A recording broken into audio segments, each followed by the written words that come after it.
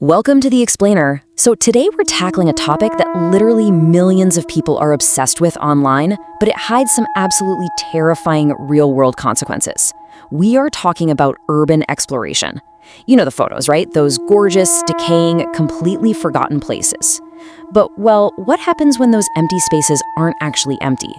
Okay, let's dive right into why the thrill of hopping a fence into the unknown is a massive psychological gamble. To really wrap our heads around this, we're going to analyze 4 true, harrowing accounts from people who thought they were just out for a casual exploration. These stories totally elevate urban folklore into a stark, real-world warning about the dangers of trespassing. Because, as you'll see, the warning signs on the edge of a property aren't always just for show. Sometimes they're a literal promise.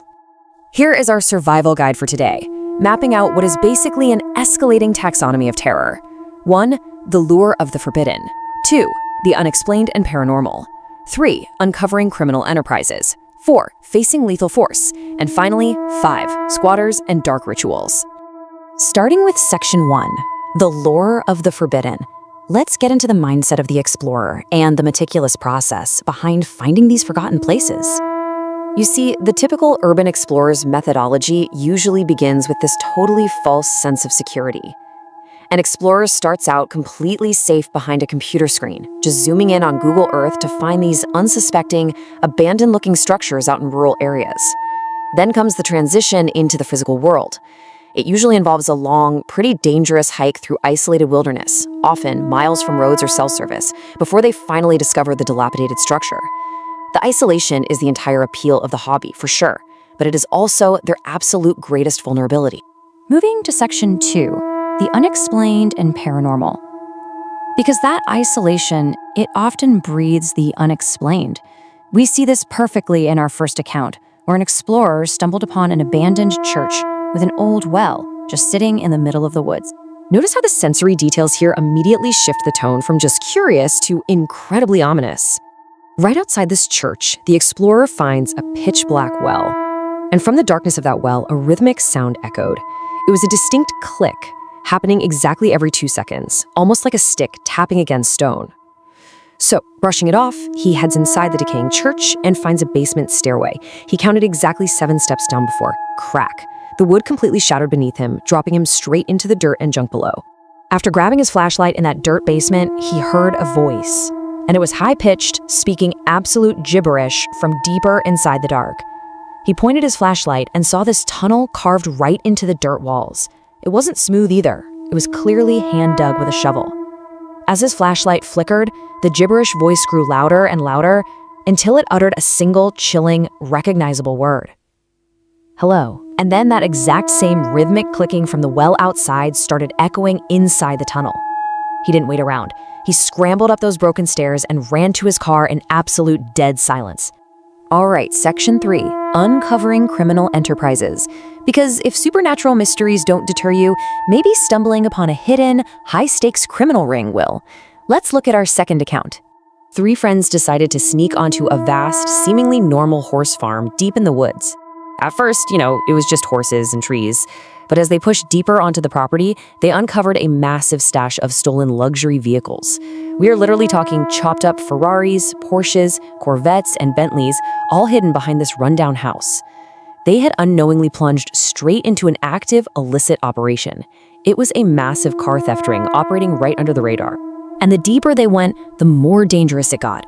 As they snuck past an old camper, they realized it was actively inhabited. There was fresh food, fishing rods, and bedding inside.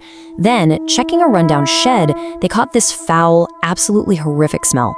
Moving to the far side of the property, they found a boat with a cooler hidden in some thick vegetation. As they got close to it, it just radiated this overwhelming smell of death and rot. It became horrifyingly clear that this property was actively and very dangerously occupied.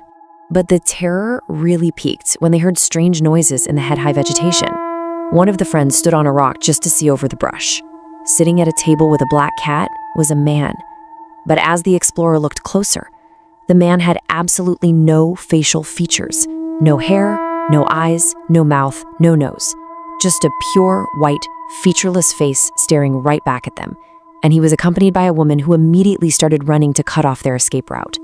The friends had to sprint on a frantic 2-mile detour through the darkening woods, literally hearing stomping feet, galloping and screams trailing right behind them.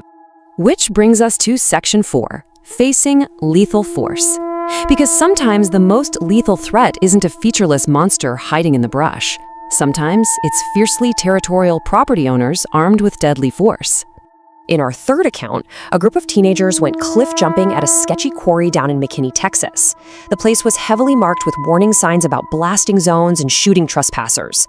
Well, they were caught at the far end of the quarry by an enraged woman driving a black Hummer. When they tried to play innocent, her immediate reaction was to just pick up her phone and calmly say, "John, get the gun." She actually let them run away that day, but spoiler alert, they didn't learn their lesson. So, the absolutely crucial takeaway here is that trespassing has zero margin for error.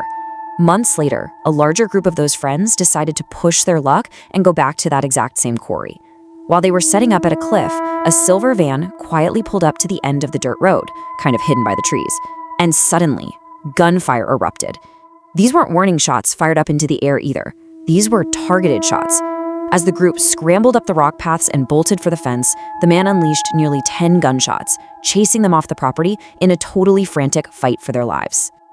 Finally, Section 5, Squatters and Dark Rituals.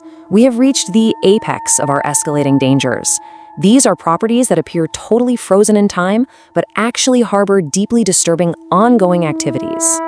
Two cousins decided to explore the infamous Lake Harlow house.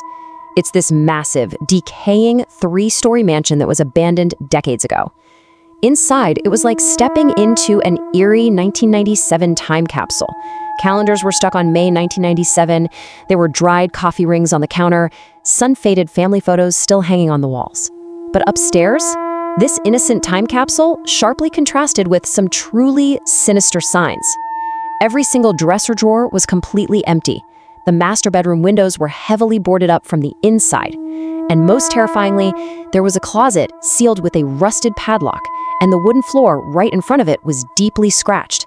It looked exactly like someone had desperately tried to drag something heavy out of it. But the psychological dread truly set in when they opened the door to the basement. A wave of damp mildew hit them as they walked down the creaking stairs into this massive room with thick stone walls. Now, everything in the house upstairs had been caked in decades of undisturbed dust, right?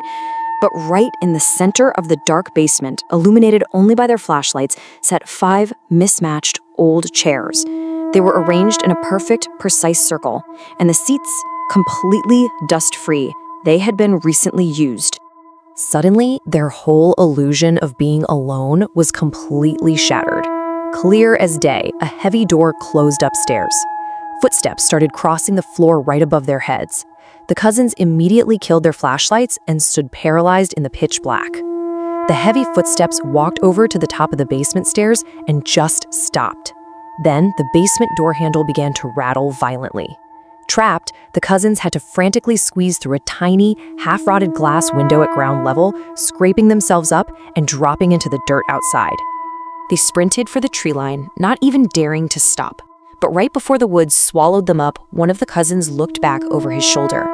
Standing in the now wide-open basement doorway was a tall, totally still figure. They were too far away to make out the face, but the figure's head was tilted slightly to the side, just silently watching them run. It leaves you with the terrifying question of whether it was just a squatter or something far worse utilizing that perfect circle of chairs. And this brings us to the ultimate question. After seeing the reality of what actually exists beyond those no trespassing signs, from featureless faces and active criminal syndicates to flying bullets and dark ritualistic basements, you really have to ask yourself, is the temporary thrill of the unknown ever worth the permanent nightmare waiting on the other side of the fence? I mean, what is the absolute worst thing you could find in the dark? Think about that the next time you see an abandoned house in the woods. Thanks for joining me on this explainer, and I will see you in the next one.